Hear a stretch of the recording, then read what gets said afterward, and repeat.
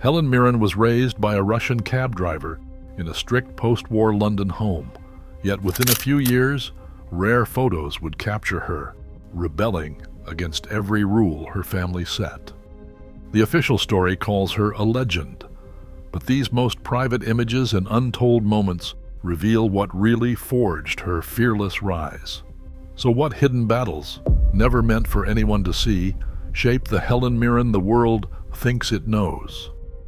Helen Lydia Mirrenoff grew up in a London flat where discipline was woven into every day. Her father, Vasily, once heir to a Russian aristocratic name, now drove a black cab through the city's battered streets. Her mother, Kathleen, brought the quiet pride of English tradespeople, teaching Helen that hard work was its own reward. Yet even in this orderly home, a different kind of energy simmered. Family photo albums from the late 1950s capture a girl with cropped hair and a restless gaze, sketchbook always in hand. In one image from 1959, she sits cross-legged in a Chelsea art school studio, surrounded by classmates in smocks, her eyes fixed on a rough charcoal drawing. The world outside still clung to post-war caution, but Helen's notebooks brimmed with costume sketches and diary entries about longing for color and noise. Teachers recall her as the first to question the rules, the first to audition for a part no other girl dared try. At 18, she entered the National Youth Theater, carrying with her the discipline of her father and the hunger for something bigger than the future her parents imagined.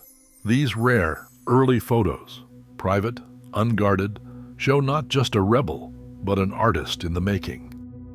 Helen Mirren arrived at the Royal Shakespeare Company in 1967, just 21, and already known for defying expectations. Rehearsal photographs from those early years capture her intensity, often standing slightly apart, studying scripts while older actors debated around her.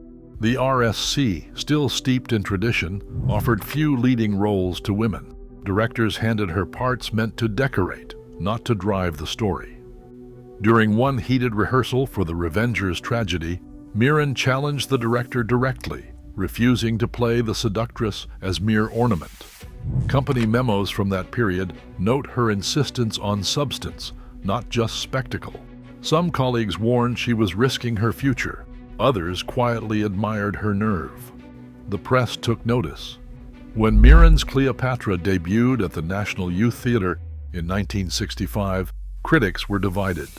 The Times praised her blazing sensuality, while The Guardian questioned whether her performance was too provocative for Shakespeare's stage. Tabloids seized on rehearsal photos showing Mirren in bold costume, fueling debate over whether she was corrupting a classic. She responded with characteristic candor, insisting that strength and sensuality belonged together. By 1980, in The Long Good Friday, Mirren's portrayal of Victoria upended expectations again.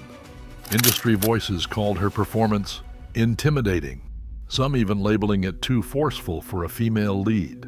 Yet audiences and a new generation of critics saw something different, a woman refusing to apologize for her presence. Through every pushback, Mirren turned the language of controversy into a tool, using her artistry to carve out space for complex, unapologetic women on stage and screen. In May 1972, Helen Mirren stepped onto the sunlit terrace at Cannes, surrounded by a crush of photographers. The press had come for glamour, but what they captured was something else entirely. Mirren, barefoot and unguarded, laughing with friends, posing in a bikini top and shorts. Within days, British tabloids splashed the images across their pages. The Daily Mirror ran the headline, "Helen Mirren, Too Daring for Britain," and called her presence at Cannes an act of rebellion. Festival organizers fielded complaints about tarnished glamour, while editors debated whether her candor was art or provocation. Mirren refused to retreat. "I see no reason to be ashamed of those photographs," she told reporters. "If people are shocked, it says more about their own attitudes than about me." With that, she turned a tabloid scandal into a declaration of agency. refusing to apologize for being seen as bold, on her own terms and no one else's. Helen Mirren's life away from the spotlight has always been carefully protected, but her private archives reveal a quieter kind of strength. In the mid-1990s, a photograph captures her in a sunlit Provence garden, hands deep in the soil beside Taylor Hackford. The couple met in 1986 while filming in Los Angeles and spent over a decade balancing demanding careers on separate continents. Letters and snapshots from those years show them tending roses, sketching side by side, or sharing simple meals under olive trees. These rituals, gardening, drawing, traveling together, became their way of holding on to intimacy amid distance and fame. Friends recall Mirren's insistence on small, ordinary joys, a handwritten note tucked into a suitcase, a quiet afternoon sketching in the shade. In these moments, the resilience that fueled her public defiance found its roots in the privacy of home. On the set of HBO's Catherine the Great, in 2019, Helen Mirren is photographed with her arm around a young actress, script pages balanced between them. The moment is quiet, but it carries the weight of decades. Mirren, once the outsider challenging the rules, now shares her experience with a new generation, offering advice in the same rehearsal rooms where she once stood alone. At rallies for Time's Up, she stands at the microphone, silver hair unhidden, speaking bluntly about equality and the right to age without apology. Event photos capture her in candid conversation with mentees, listening as much as leading. Those who have worked with her, on stage, on set, or in activism, describe a mentor who insists that confidence is not a privilege, but a practice.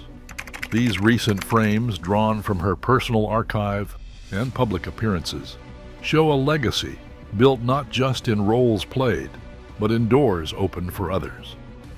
In 1972, British tabloids branded Helen Mirren too bold for Britain after Cannes photos challenged public norms.